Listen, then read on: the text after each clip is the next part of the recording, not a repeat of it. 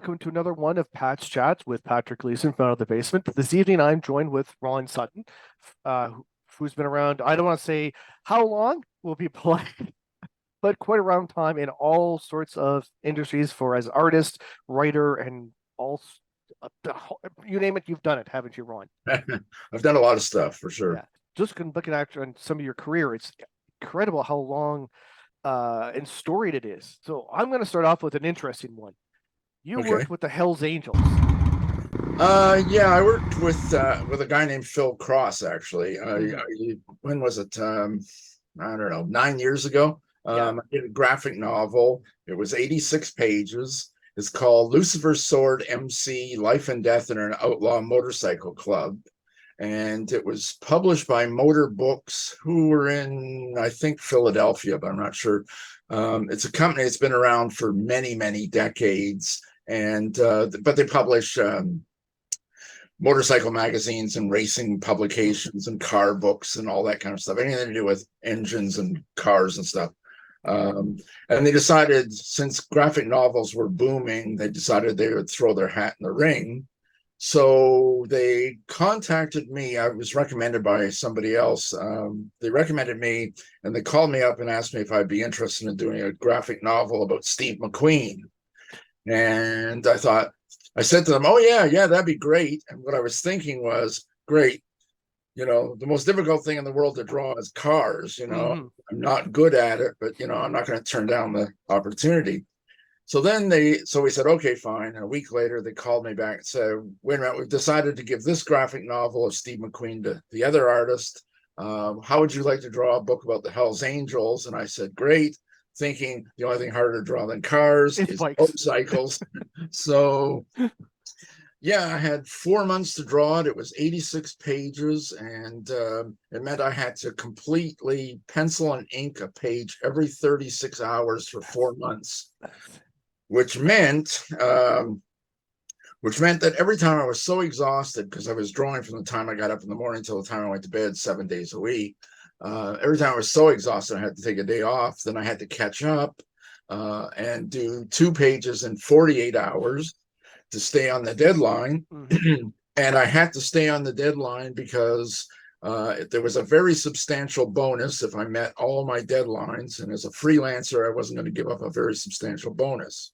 Understandable, yes. So as it turned out, not only did I make the deadline, I actually got it in 3 or 4 days early because the actual deadline was in the middle of Fan Expo in Toronto, and I was a guest at the show, so I didn't want to Yeah. miss the show.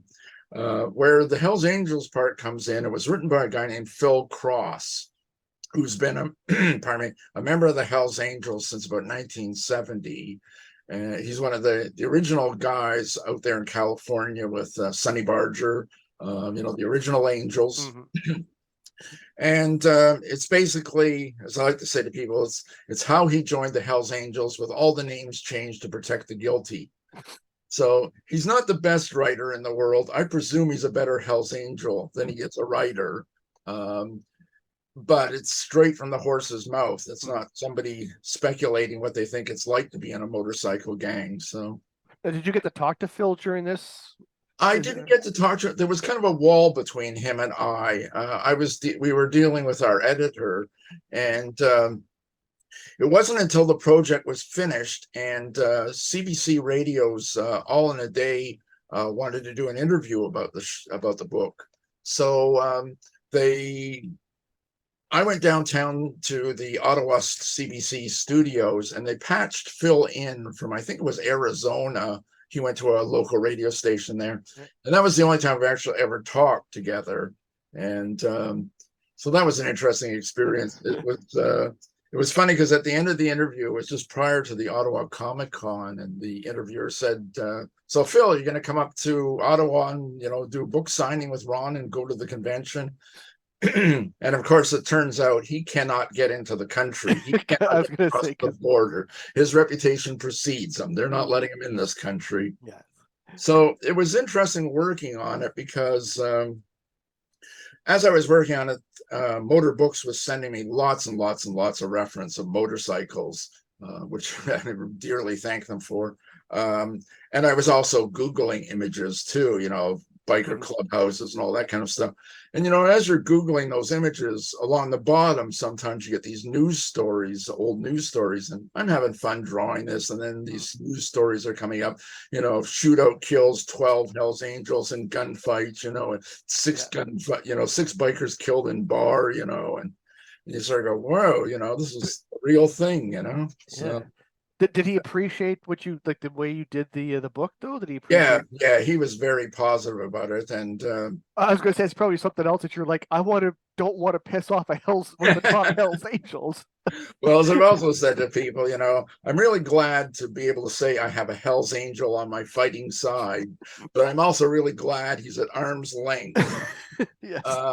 I did see a photo though that I really liked. It was from some motorcycle gathering, and it was Phil Cross and Sonny Barger together sitting at a table because they had sort of like a little outdoor booth, I guess, and they were selling copies of Lucifer's Sword. Oh, nice. I thought that was pretty cool. So that is pretty cool. Yeah. yeah, it was a real interesting project. It really was. And then I was gonna say, I guess because technology helped you do some stuff faster. No, like you said, you know, because of deadlines. When you Google stuff back in the older days, you didn't have Google, right? So if you wanted references, you'd have to go to the library, hope there was something there that you could pull up or research. Yeah, well, I had that happen, you know, going 25 years back, you know, before you could Google stuff. It happened both on Elvira and when I was doing some romance comics. That in the case of Elvira, it was a story that involved the Bowery Boys. And so I went through all my phone books trying to find pictures of the Bowery Boys and could find just about nothing in all the movie books that I personally own. And so I went to the library and, you know, found like a couple little, you know, 2-inch square photos, and that was it. Started calling video stores. And finally, somebody had one single VHS Bowery Boys movie. So I went and bought it, brought it home, played it on my VHS player, set up my camera on a tripod, took photos off the screen, took the film over to the photo place, waited like 3 or 4 days for them to develop and print it, and now I've got my photo reference of the Bowery Boys. So I'm sitting there at my drawing table and I'm drawing them, and I'm getting dead on likenesses of the two main guys, you know, Slip Mahoney and Satch. And as I'm sitting there drawing, thinking about all those problems I've gone through, I thought, nobody's going to recognize who they are anyway. Well, exactly. There's no one else has a reference, right? That's it. And I mentioned this to my editor when I sent the pages in, and he had never seen a Bowery Boy movie, you know. So, and a similar thing when I was working on the romance stories. There was a romance story I was working on, and it was about a couple that are reunited after the Second World War, and she got pregnant. They had a fling. She got pregnant. He went off to war. He was captured.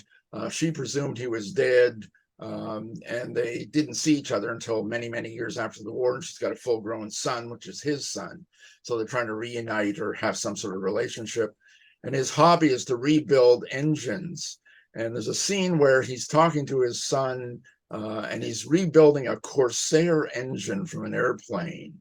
And again, I was like at the library, you know, looking for a picture of any airplane engine. You know, forget about getting the Corsair one. You know? Exactly, yeah. And again, back in those days, no one else would really have a reference to tell you, hey, that's not really an airplane. You know, like yeah. Only people that would know were the people that would know. You know. Yes. Of course, and like you said, nowadays, I guess it's also harder sometimes for any writer or artist, because everyone can Google it and go, "Hey, Ron, you're wrong. That's not what it looks like." Right, like, right. Do you get that back from editors nowadays when you're doing some stories and you're like?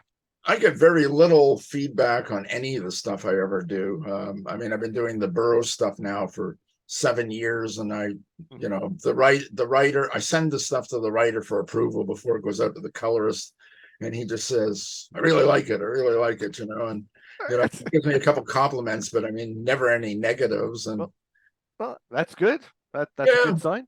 Yeah. I also see that I didn't realize you did a one for victims of war. Yeah. About PTSD in Afghanistan. So right. How was that working with a veteran then? He approached me. It was Colonel Pat Stogren, and he approached me about doing it. And again, it was a lot of searching on the internet, finding pictures of various military equipment and things, because I knew this thing was going to specifically go to veterans and and contemporary military people, so they would know if I was drawing the wrong stuff. Mhm. I was trying to be as accurate as I possibly could, and it took far longer than it should have. But yeah, no, it was an interesting experience for sure. And did you get to talk to him about the experiences in that as he's? I didn't sort of touch any of that with him. I mean, we were just concentrating on the comic, and Okay. as you say, the comic was about PSCD. What the story was basically, it's about two guys that grow up together, and they marry their childhood sweethearts, and they both join the military, and they both go off to Afghanistan, and only one returns. And it's about the consequences and how it affects each of their lives, each of the wives' lives in particular. So Well, that's a pretty in-depth story. That's pretty yeah, impressive. yeah, it was pretty moralistic. I mean, he was trying to make some very strong points. So Is there any type of like flavor or genre that you prefer to get this do the stories for the arts for, like science fiction, fantasy, real life? Is there any one that you're like, if you could, that's the style that you want to work with, or those well, stories? yeah, I see what you're saying. The only thing, to move it backwards, the only thing I don't do is superheroes. Um, you know, I've done maybe a dozen superhero drawings in my life or something. Right at the moment, I'm doing all the Edgar Rice Burroughs stuff, and I'm really concentrating on this sort of high adventure fantasy stuff, which I'm really loving. And as I said, I did the Elvira Mistress of the Dark comic book for 9 years, and that was strictly humor, and that Oh was, yes. yeah, and that was fun to do. And yeah, so I've done everything. I've done, science fiction and horror, and humor and spy stuff and adventure stuff, and Romance and all that, and yeah, romance. Yeah, I like doing romance comics. I'm working on a 16-page romance story right now that's set in the 1920s. So oh, it's interesting. it's hard to find the time because Carson of Venus takes all my time. I was gonna say, yeah, that looks like it's pretty busy, keeping you pretty busy for that one there. Yeah, it's only one page, but I mean, it's taking me the better part of a week because I mean, it's I do really elaborate roughs, and okay, there goes one now. There's one of my roughs. You can see it. That's a rough. Oh my That's, goodness, that's that's my rough. incredible. Yeah, That's so detailed.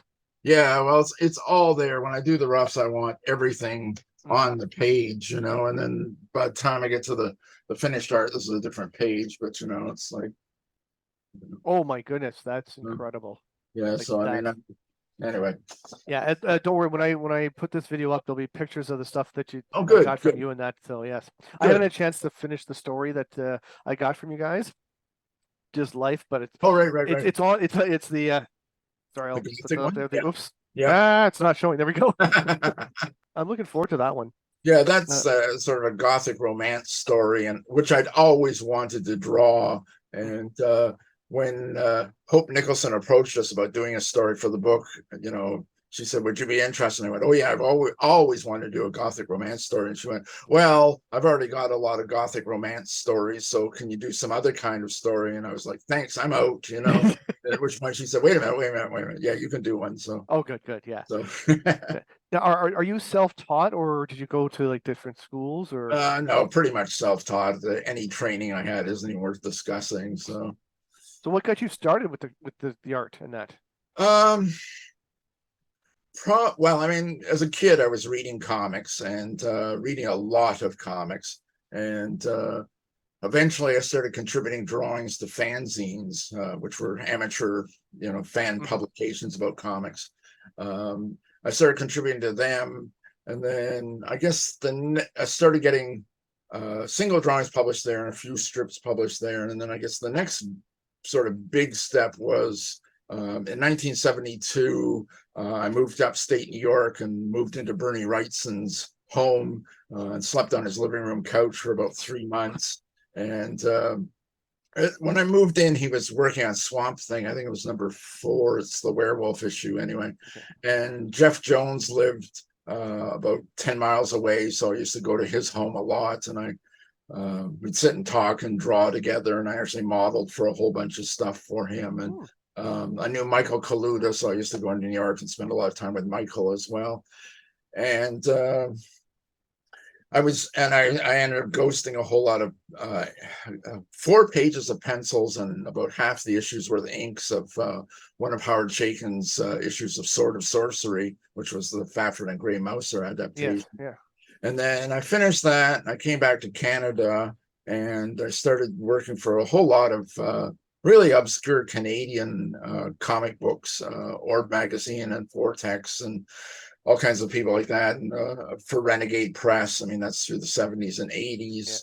Yeah. And at the same time, I was doing tons and tons of magazine illustrations. So, and then I moved to Ottawa, and then that was kind of the next step in my life, which was when I started doing all kinds of vampire comics and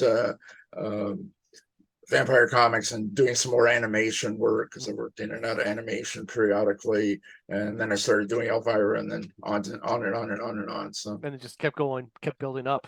Yeah, I mean, certainly a couple of things that were strongly motivating to me when I was younger. I mean, I was fortunate to be reading Marvel comics at the point that Stan Lee and Jack Kirby were doing Fantastic Four, and Ditko was drawing Spider-Man. You know, they were coming out on the newsstand for 12 cents each, and I got really excited about all that stuff. And of course, that was superhero stuff. And then I started losing interest in superhero stuff and started getting interested in Joe Kubert's war comics, and a lot of the DC mystery horror comics, and then discovered Rights. And prior to that, a real watershed moment was when I went to the newsstand and picked up Flash Gordon #1, which was drawn by Al Williamson. And I picked that up, and I sort of went, whoa, there's something going on here. There's more than just, I think I want to pursue this, because if somebody can do work this good, I want to follow that. So, and at the same time, I was reading a lot of newspaper strips, like On Stage by Leonard Starr and things like that. Who would you say is your biggest influence for when back in the day? Like, now, obviously now you're your own influence, right? But back then, like, if you're trying to think, like, who was the one that influenced you the most for your art style? Well, it doesn't show now, but Wrightson for sure. I mean, I met him in 1970. And he was already my very, very favorite artist in the world. And, I mean, all he had been doing at that, he'd done Nightmaster, and he'd been doing strips of web of horror and stuff like that. Not that much published, but I was just gaga crazy over his stuff. And I went to my very first convention ever, which was the Detroit Triple Fanfare in New York in 1970, for the specific reason of meeting him and becoming friends with him. But I'm still influenced by a lot of people. I still read a lot of comics. I don't read anything that's coming out new, but I mean, Gray Morrow is a huge influence. Michael Kaluta is a huge influence. Alex Raymond, Hal Foster, a lot of that kind of stuff. Did you also so you read a lot as well? Do you like science fiction, fantasy when you were reading? Yeah. And I guess movies as well were another influence as well. Yeah. I've always liked horror movies, although I don't like the horror movies that they're making now, but I really like the horror movies of the 70s in particular. Like The Thing. Well, that was 80s. Yeah, The Thing is a classic for sure. Yes. Well, sorry. John Carpenter's version of The Thing, because absolutely stunning. Yeah, and again, it shows why you want practical effects and why you need proper storyboards. Like a lot of movies use storyboards to create. Right. Mad Max Fury Road was all done with storyboards first, and then they wrote the story. Right. Would you ever consider working on something like that? So, they say, "Hey, Ron, can you draw us the storyboards for a gothic horror movie?" Sure. Somebody that's hiring. I've done storyboards in the past, but most of it's been in animation, because I had a whole career for a number of years doing animation just as I left Toronto, and just at the point that I moved up to Ottawa. And so I worked on first a whole lot of TV commercials, and I worked on Taz-mania, which was a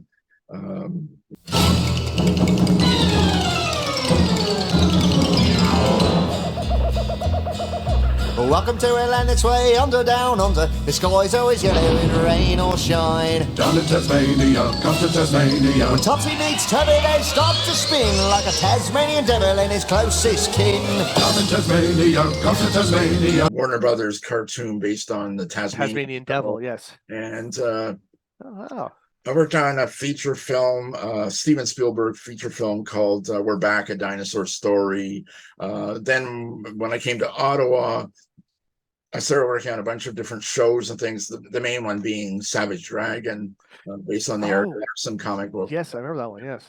And that was a really interesting experience because, I mean, I was doing hundreds and hundreds and hundreds of drawings. And it was really funny because they had me mostly drawing She-Dragon. And at that point in my career, as I always like to say to people, my drawings of women used to look like men with long hair and boobs, basically. They weren't very feminine looking. It was not my specialty. Yeah. And all of a sudden, my drawings of women got really good, really fast. And when that ended, all that I started being offered was female lesbian vampire comics, one after the next. Until Elvira, Mistress of the Dark, finally rescued me from a whole lifetime career of female lesbian vampire comics. Well, at least you had your niche market sort of for a while. Yeah, I've had a couple niche markets. I mean, Elvira was 9 years, like I say. That's a lot. Yeah. Yeah, it really is. And the Burroughs stuff is, 7 years. So that's, Now, some artists say they have problems either like with hands or feet, like because there's certain artists, when you see them, they never draw the feet. It's sort of, like always in the distance. And that, is there any body part or area that you're sort of like, I'm going to blur that out or just sort of, put that in a wrong perspective? Well, probably not a particular body part, although what that reminds me of, Steve Skates, the writer of Aquaman, he and I were roommates for a while at one point, and we were talking about Jeff Jones, and he was saying the first time he met Jeff, he expected towards Jeff's feet there were just kind of missed out, and there would just not be nothing there because Jeff was notorious for not drawing feet in his early career. I have no specific body parts are a problem for me. But what I keep having to force myself to do, particularly on this Edgar Rice Burroughs stuff, is reminding myself that it's action and it's adventure. Mm-hmm. And so I really need to get figures that are kind of twisted and turning and bent over and kind of unusual poses, because my natural inclination is to do a lot of stuff that's, Al Williamson used to call it civilian comics. I mean, a lot of people sort of standing around kind of thing, and I really admire looking at something like On Stage by Leonard Starr, which is just soap opera drama, basically, but beautifully drawn. I mean, but there's no action happening. It's just people standing around having conversations 99% of the time. Yeah. And I kind of lean that way when I'm doing my drawing. So I'm trying to push myself in the opposite direction all the time now. Sorry, I guess you're not quite doing up to the, no, just drew a line blank. The Image Comics split, but for a while they were drawing Spider-Man with the strangest, weirdest poses possible. Right. And people were like, okay, I know Spider-Man's supposed to be flexible, but and that's where I guess like sort of for your action, you're sort of like, is there a certain point where you're like, that's not physically possible, so you have a problem drawing that? Yeah, it's not that. It's just my natural inclination is to draw people standing up, talking to each other. And what I'm starting to realize is, they can, or if if two people are having a confrontation, that's a better example. My inclination is to draw them sort of standing there, kind of glaring at each other. And what I realize is they should be sort of twisted over and hunched over and really overacting, over expressing the emotions, because it's supposed to be a visual field, so yeah. I mean, but then again, there's also like there's a reason why in movies they do the reverse shot sort of idea, because with proper, like you said, with well drawn faces, you can put the emotions in that, right. So you don't have to have them super hunched over. You could show that with just the face of how angry or upset they are. Right. I guess the words I'm really looking for are body language. Yes. I need more of it. I mean, I need more exaggeration, which I always steered away from because, like I say, I kind of very, very early on in my career, lost interest in superhero comics, and that's all leaping about. And, Which is interesting considering all the people you're roommates with or knew back in the day. That well, yeah, but most of them weren't superhero guys. I mean, Steve Skates did write his percentage of superhero stuff, but I think the only time Bernie did superhero stuff was when he saw dollar signs, So it wasn't his preference, that's for sure. is there any publisher you prefer or don't prefer working with? You don't have to say you don't prefer working with. If you don't want to, it's okay. Well, it's been interesting because I've been working for small and independent companies the majority of my career. I'm not a Marvel DC guy, so I work for a lot of small companies, and it involves a lot more freedom, but a lot of problems, particularly financially, dealing with a lot of these people, because a lot of these people are not businessmen. Yeah. And they have no business or marketing training, so they're just kind of like, I like comic books, I think I'll publish them, but I've had some really good experiences. When I worked for Claypool Comics, which was the Elvira Mistress of the Dark guys, they were very good to work with, paid very promptly, and I never had a single problem. And same with the Burroughs people now. They're very prompt in their payments, and like I say, I don't get any negative feedback at all. And it was funny because I was saying, we were talking about this earlier, and when I was doing the Elvira stuff, Cassandra Peterson, Elvira, she would oversee the entire production of the comic. Oh God. Yeah. So how it worked was somebody would write a one paragraph outline of what the story was going to be, and Cassandra would say yay or nay, approve it or not approve it, and then it would go to the writer, then it would go to the penciler, which was me, then it would go to the inker, then it would go to the letterer, and when the book was all finished, it'd go back to Cassandra, and she would look through it, approve it all. And I'm not aware of her ever having said, change this, change that. What she would say was, if she didn't like something, she would say, don't do that again. Oh, okay. That's pretty good. So yeah, so she was very easy to deal with.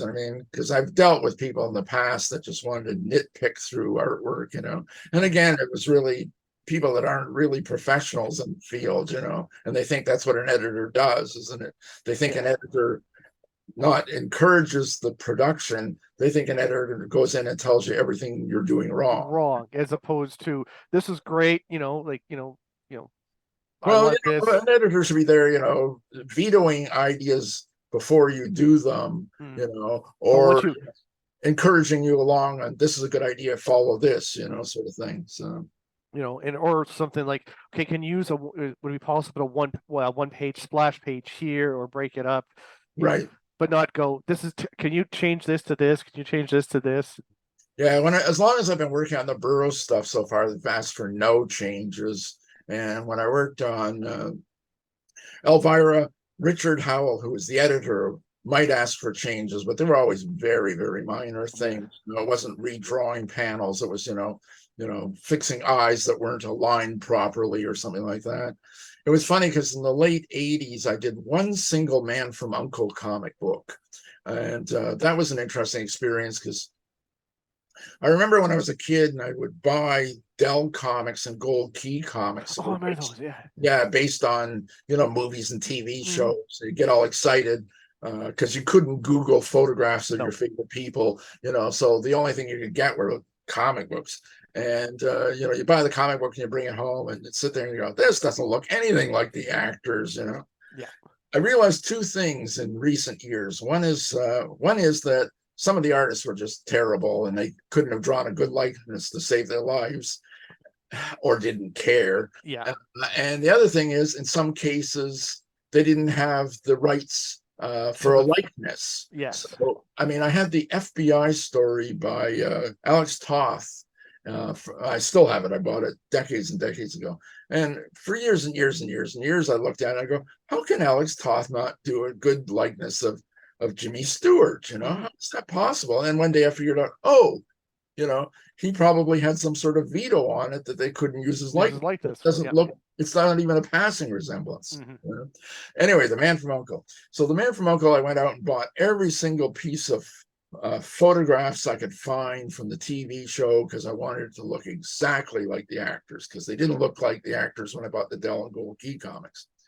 So I bought everything I could get with photos of these guys, even paperbacks, because it had a photo on the front and back, Yeah.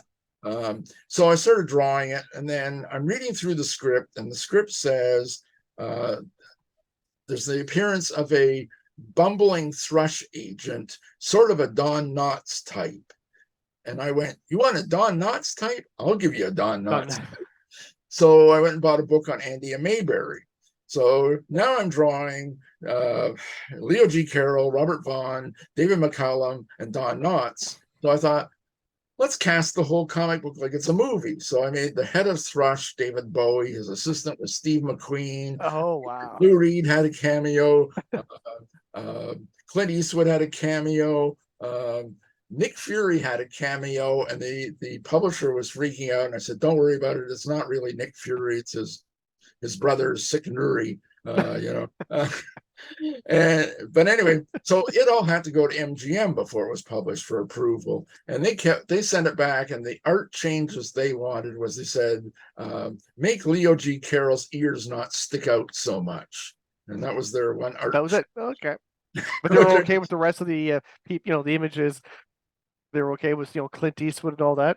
Well, nobody said anything about that stuff, and I sort of thought them making me change Leo G. Carroll's ears was somebody justifying their job. It's like, were they worried they were going to get letters? Like, yes, I edited it. Really, I did something. I made a comment. How often have you been to the Capital Comic Book Convention? Do you go every year, or? That was the one that I met you at. Yes. Yeah, that was the first time for me. Oh, really? Okay. Yeah, because that's the first time they've actually brought in guest artists, to my knowledge. So. Oh, okay. We do the Ottawa Comic Con every year, and I think it's 11 years now or something. Okay. And we had been going to Fan Expo every year since 1996. This is the first year that we actually missed. Oh, wow. So, because it's a lot of work doing those shows, and I can imagine. Yeah. Yeah, I mean, it's exhausting for the 4 days of the show. It's exhausting me having to get down there, lugging stuff around, setting up, lugging stuff back. It's just. And well, they're long days too. It's not like they're it's not like they're 4-hour days. They're almost 10-hour days. Yes, if not more. And of course, the problem too is once it finally closes.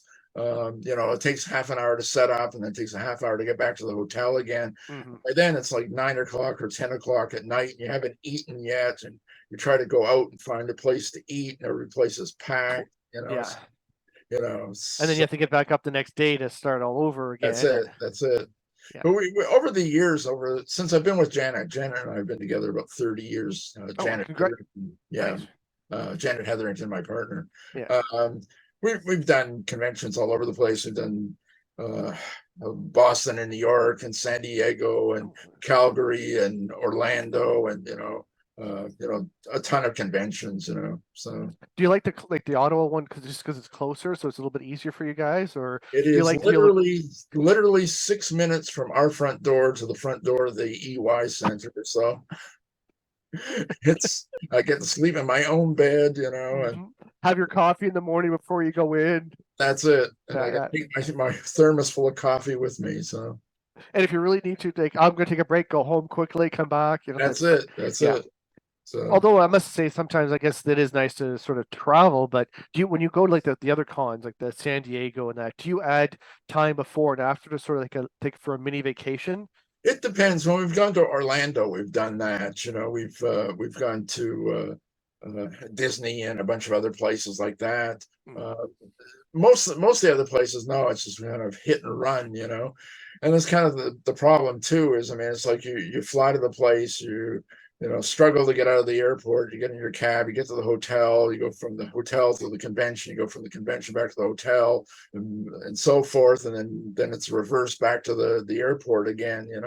So even though you're in the city, you're not getting to see much of the city either, except for in the evening when you go out with a bunch of friends. And then I imagine you come back sort of burnt out too. That's it. It takes you a few days to get back, especially if you'd rather not do that, I guess, when you have a budget or a deadline. right? Like you said, when you did the one for FanCon, when you had like you're finishing off the big one for Hell's Angels, sorry. Right.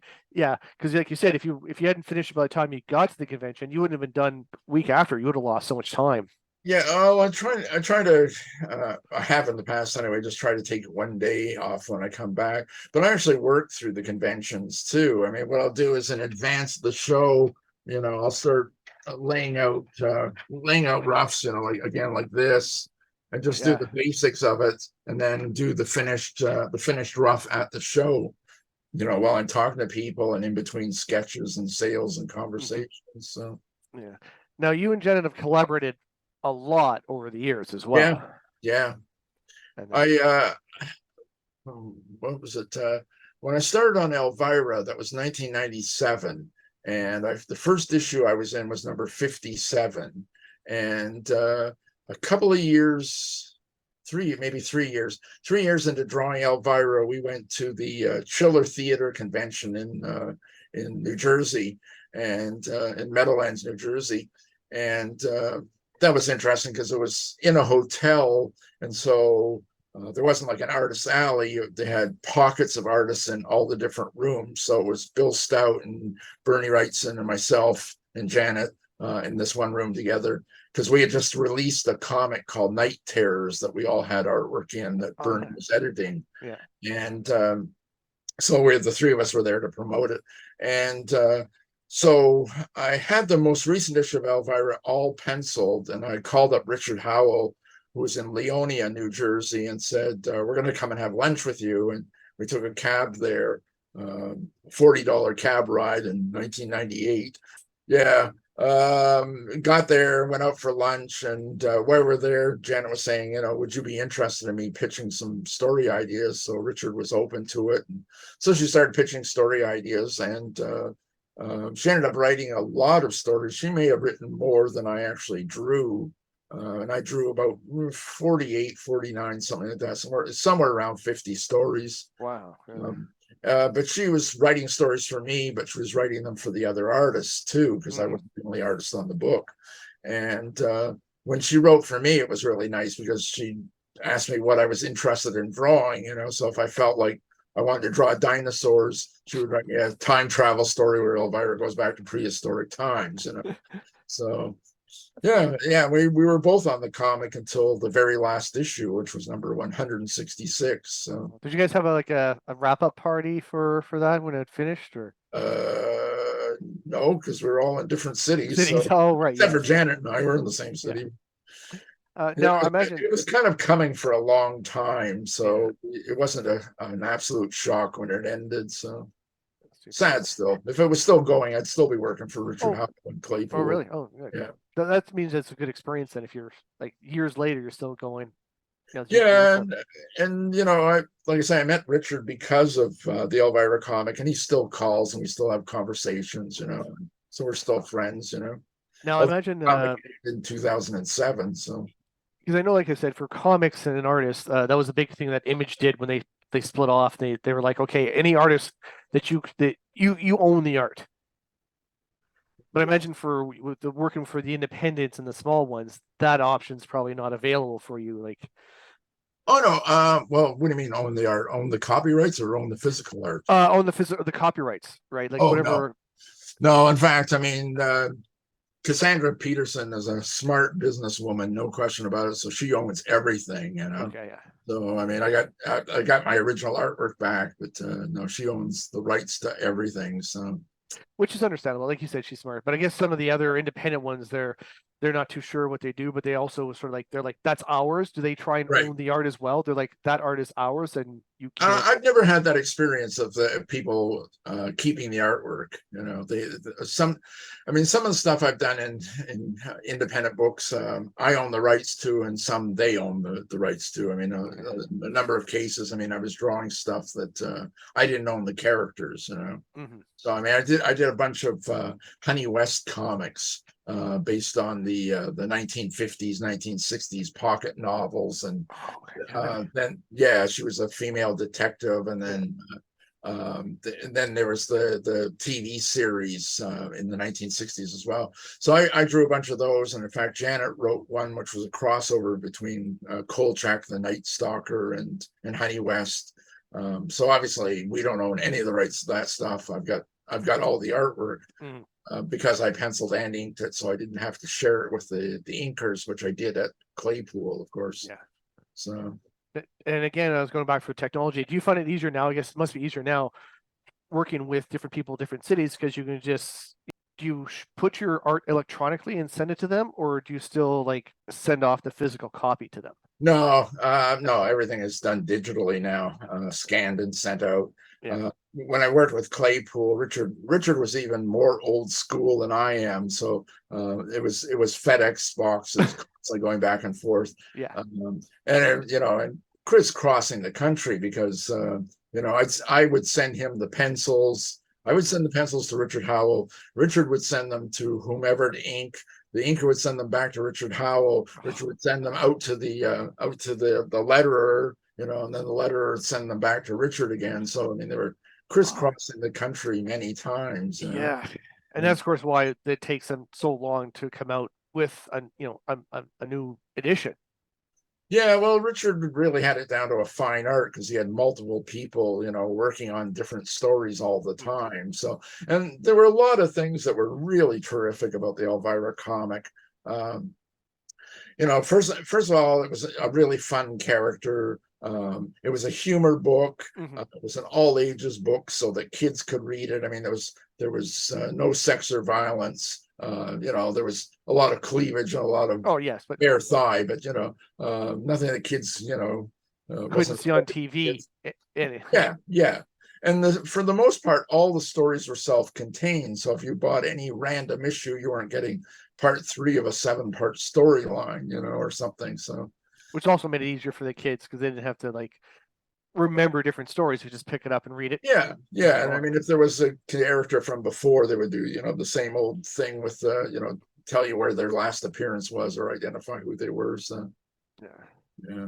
No, I always remember the Elvira. It's very well done for the tongue-in-cheek humor sort of thing, and as an adult, you understand where the humor is coming from. But as a kid, it was sort of like, hey, she's really hot, like that's what. Well, as Janet will tell you, one thing Richard wanted all the time was a joke per panel, which made it really difficult writing the stuff. But it had a lot of dialogue, but it was very snappy dialogue too, and it wasn't cliched dialogue. It was a lot of fun stuff. Do you prefer when there's a story built, or do you prefer when they tell you, okay, draw this and we'll put a story around it? You know what I mean? Like there's the ones where it's like, we have a story worked out, you have to work your art to the story, or you draw stuff up and we'll put the story around what you draw. Yeah, I like to get a script that says man A enters the room through the door, man B, has his back to him and is pulling a gun out of his waistband. Okay. I want somebody to tell me exactly what they want me to draw, so that I'm not having to figure out that stuff. I can work on the pacing and the design of the pages and things like that. And with the Carson of Venus stuff, I'm sure you notice the pages are very designy looking. It's been interesting doing the Carson stuff, because one of the things about it is, I mean, for I don't know, 30 or 40 years I was doing pages, this proportion, and all of a sudden, because this is for online, suddenly the page goes like this. Oh, right, yeah, that would change the way you make the plan out the page as well. Absolutely. So I mean, this opened a new world to me. I mean, it now meant I could do these long, sort of scopic, panels, and things like that, But yeah, it would take a while to get adjusted to, instead of this way, you're planning, instead of vertically, you're leaning out horizontally more. Yeah. So I mean, I've done some pages that are just three panels, one on top of the other, all horizontals. It gives you a lot more things to play with. Is there a type that you of medium, like pen or electronic versions, or matte or gloss or stuff like that? Like, is there a flavor that you like to design when you're doing the art? Well, I'm not sure if I'm explaining that well enough there. Yeah. Well, I mean, as I said before, I mean, I'm a real old school guy, both by age and by intent, you know. So I mean, I'm penciling everything. I'm doing these, as I said before, these really elaborate roughs, you know, and then Yes. then I'm tracing them on. Once I've got every single detail figured out in the roughs, then I trace it on my light box onto the table. Oh, okay. And once I've got it to the stage of the roughs, I don't want to be doing any brand new thinking. So I mean, I'm just kind of, you know, retracing what's there onto the boards, and then when I'm inking it, I'm pretty much inking exactly what's there, but I'm adding more flair to it. About, I don't know, 10 years ago, 8 years ago, something like that, I switched over to markers after having worked in pen and ink and bottles of ink for my life previous to then. And I was never completely comfortable working with bottles of ink. You know, what I really like about the markers is that it's like a pencil. You know, it's I'm not working with a wet medium. You know, it's so I'm inking that way.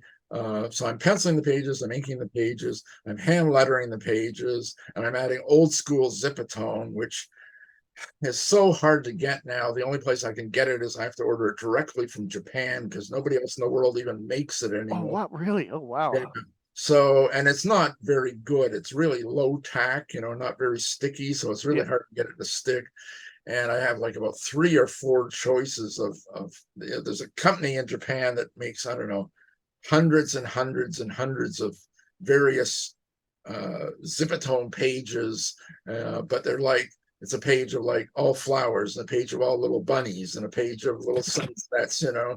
And all I want is the dots that will reproduce well. Yes. You know? Yeah.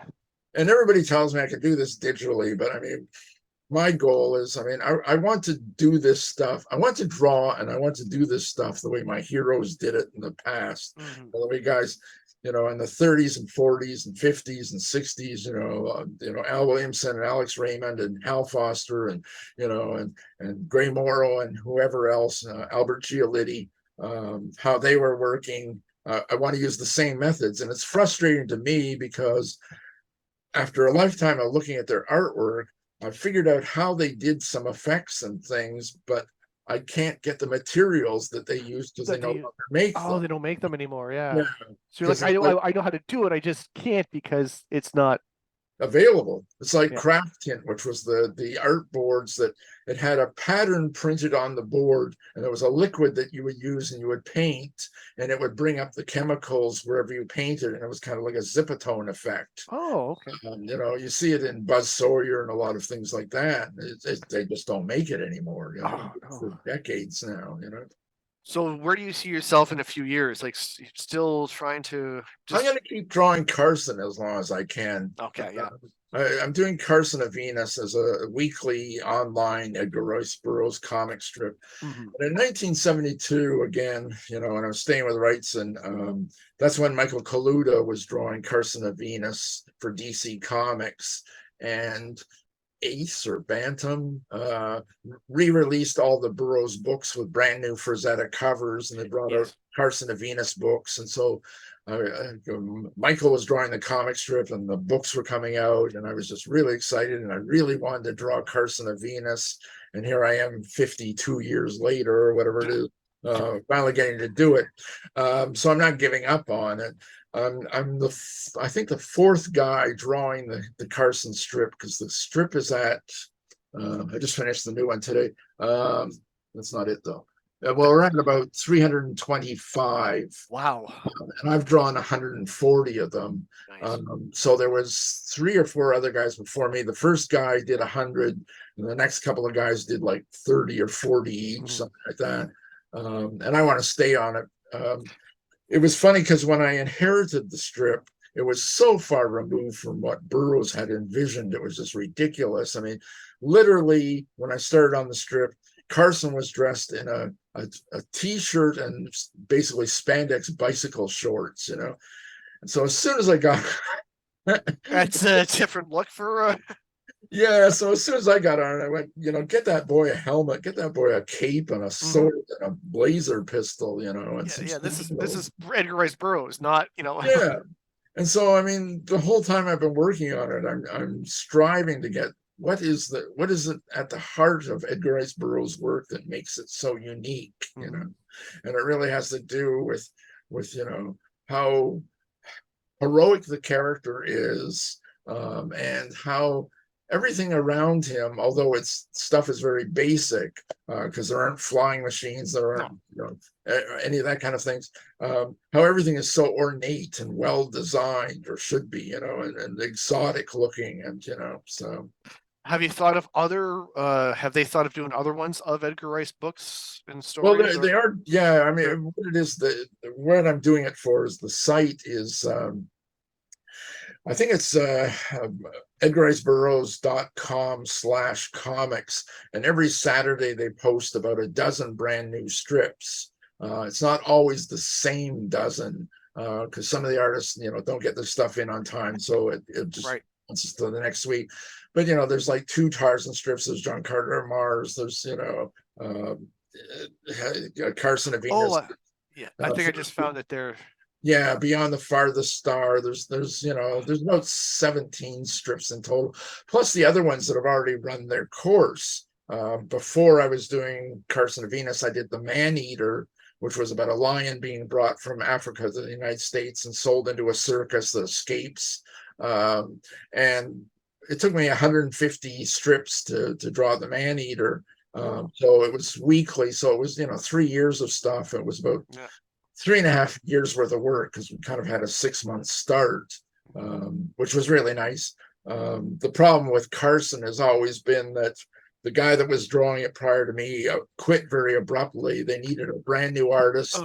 And so I have been on deadline ever since. I don't have any lead time. The strip that generally the strip I finish on Wednesday is being run on Saturday, Boy, so, yeah, that's a tight deadline for yeah, sure. it's really tight. So anyway,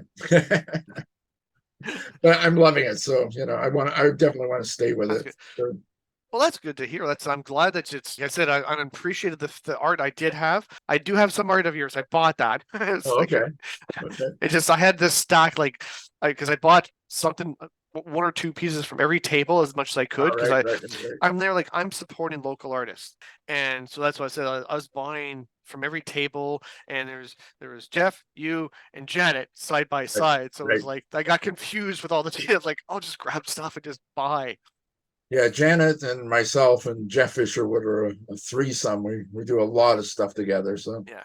It's good. Also, you guys always try to have tables near each other then when you're doing the con. Yeah, it's been nice with Janet too, because we can sort of spell each other off. So it used to be when I go to the conventions, I'd wander around and maybe buy stuff. As the years have gone by, especially with Fan Expo, it's just gotten so busy that you really can't get up and wander around through the place. And frankly, there's nothing I want to buy anyway, because nobody sells the kind of stuff I'm interested in. Now, did you also? I know she did the Galaxy Warriors. Yes, movie script and that. I actually haven't ordered it yet, but I found the place to order it from. Right. I already told my friends about it, so we're gonna order it and have a viewing night online. Oh, cool. Yeah, I drew the poster, and then Fisher would digitally painted it. And Shannon's written about 4 or 5 films for that director, Brett Kelly, who's an Ottawa film director. Yeah. She did Murder in High Heels, which was a black and white film noir, and she did a couple of westerns. One which actually stars Peter Fonda, believe it or not. So, oh my goodness. Yeah, Peter Fonda and Kevin Sorbo. Interesting combination. Yeah. She's been doing that. That's now I remember, because I have your poster, which again I got to find a spot to put it up. Because when we do a Sunday radio show online, and I made sure to talk about it last week. And showed the poster off. Oh, right. And I said after I talked about it, I had to go find where's that movie, and unfortunately I can't order it through Amazon. But I did find where I'm going to order it, and it definitely will. I'll let you and Janet know once we get it and watch it what we think. Some of the other ones that she wrote, I was mentioning Murder in High Heels, I believe is on. It's either Tubi or it's YouTube, and you can actually watch the whole thing for free there. Oh, really? Yeah. not Murder in not Galaxy Warriors, No, but Murder on High Heels. Now, you guys planning to collaborate some more for some more stories that Janet comes up with, or? Yeah, she's doing less comic book writing these days. I mean, there was a time, and she'll tell you about it eventually, Mhm. in the still in the 90s, that she was doing many more comics. In fact, she was writing and drawing her own supernatural love story comic series, Eternal Romance, and she self-published 4 issues of that. And there's also a trade paperback. And as I say, she was doing Elvira for 6 years, and she was writing quite a lot of comics. And then I don't know, 10 years ago maybe, she started switching over to writing screenplays. So, and I think she's had, I'm not sure offhand, 5 or 6 made into feature films so far. Nice. And then, does she ask you to draw the posters as much as possible, or? That's not up to me. It's up to Brett Kelly, the film Okay. director. Oh, too bad. I figured you'd have. I was like, hey, I've got an in with the writer. Like. I don't. I think that's the only film poster I've done for Brett. But Brett also does live theater productions, and so I've done the posters for some of those. He did. Um, what was it? Phantom of the Opry, which was Phantom at the Grand Ole Opry, Yeah. Western music. He did a live production of My Fair Zombie, which was Oh yeah, literally a zombie version of My Fair Lady. Because that's they've done that now with Pride and Prejudice and zombies and Yes, this is much later. yeah. But Brett actually made a film of it as well. Oh, nice. It's quite an amusing film. But Janet did not write that one, but I did the poster for the theater production. So Oh, nice. yeah, so I imagine you must be keeping very busy though with all the stuff going on. yeah, I've been slowing down a little bit lately, but yeah, I mean, there were times when it was just really crazy in the 1980s. I was art directing magazines, and I was drawing some comics, and I was also doing a lot of magazine illustration. I was doing illustration for Maclean's and Toronto Life and Saturday Night and Canadian Business, and a lot of very big Canadian publications. And 10 years ago, yeah, 10, I don't know, maybe it ended about 5 years ago. I was doing courtroom sketches for the TV and newspapers, and I did that for about 7 or 8 years on a freelance basis. So. Yeah. Have you ever thought of doing your own comic book? Because, like you said, you've seen all the different edges of the industry, and you have a business idea, so you should be able to say, "Hey, I can do my own comic." I've never self-published anything, except for some art prints, and that's it. I mean, in the 80s in particular, I was writing and drawing my own comic characters that were appearing in some of the Renegade Press comics and Vortex and places like that. I was doing a series of stuff called the Star Bikers, which was basically the Hells Angels of the future on hover bikes, yeah, in space. But yeah, I don't want to publish. I just, anything that's taking me away from drawing is of no interest to me. So, and I was going to say probably a lot more of a headache too, because of all the extra stuff you have to start worrying about too, besides just. Yeah, I don't want to deal with that stuff. I just want to be an artist and draw, so. Well, you're doing quite well. Like I said. Well, thank you. One thing I've got to say that about doing well is I was very, very honored last year to actually be inducted in the Joes Shuster Hall of Fame, the Joes Shuster Awards Hall of Fame. So that nice. That kind of came out of left field for me. I wasn't expecting anything. I was blindsided by that. That's a very nice honor, though. Like that. Yeah, it really is. I figure, well, if you do something for 50 years, I guess finally somebody pays attention. So the fact that, I mean, I know 50 years, I should have been recognized before, but you still. Yeah, I'm harking back to the 60s. I mean, all those guys, that worked in comics who never were able to sign their names to anything. And in some cases, they still don't know who these guys were. Internet has helped because things like Bob Kane and Batman and all that, they're like, okay, well, he's not actually the real person who did that, and nothing against Stan Lee, because, I know Marvel would not really exist without him. Absolutely. But with the way things did with Kirby was sort of like, without Kirby, there would also be no Marvel. Yeah, absolutely. know. Absolutely. With the internet, I'm glad because these stories do come out now. You know, because back in the day, I had no idea that the way it's, you know, Kane was treated or other people were treated, because Right. you just, oh, I got the comic. So, you know, because no one was writing about it back then. Because, you know, I grew up in the Ottawa area. Right. Ottawa newspapers weren't writing about what was going on with, you know, superhero comic backgrounds. You know, so Sure. and the fact that, you know, people from way back when are starting to be recognized for that work that they actually did. Yeah. Yeah. You know, sometimes it's posthumously and, you know, unfortunate, but it's still like, okay, that's the actual creator, or this is the person. You It's know, funny because I used to read a lot of the issues of Alter Ego magazine, Roy Thomas's publication, and constantly he would have huge articles about guys I'd never ever heard of before, you know, that kind of, you know, worked away in obscurity, you know, and I'd never even heard the names before. And then Roy Thomas and his crew would go in and dig out all the facts about this guy's life, you know, and his personal life, and, you know, where he was born and raised, and, you know, where he went to school, and, you know, and, you know, their whole careers in minute detail. And you sort of go, wow, I've never even heard of this guy before, you know, and issue after issue of, you know, of Alter Ego, it's full of these guys. And there's what, I don't know, 150, 200 issues of that, you know. wow. But again, it shows you how much back in the day people did not know anything. You know, Yeah. like, it's just, and it was unfortunate, but yeah, people toiled away, not being paid what they were due, and, you know. Well, that's common in the comic industry, period. Yeah. I mean, it's so labor intensive. It's just, as I've often said, you know, it takes a lot of work to even draw bad comics, you know. And there has been a bunch of those. Oh, there's some of And there's more bad ones than good ones, but you know, and again, that's why I don't buy this many comic books as I used to. Well, also, right. they're like $5 a pop now.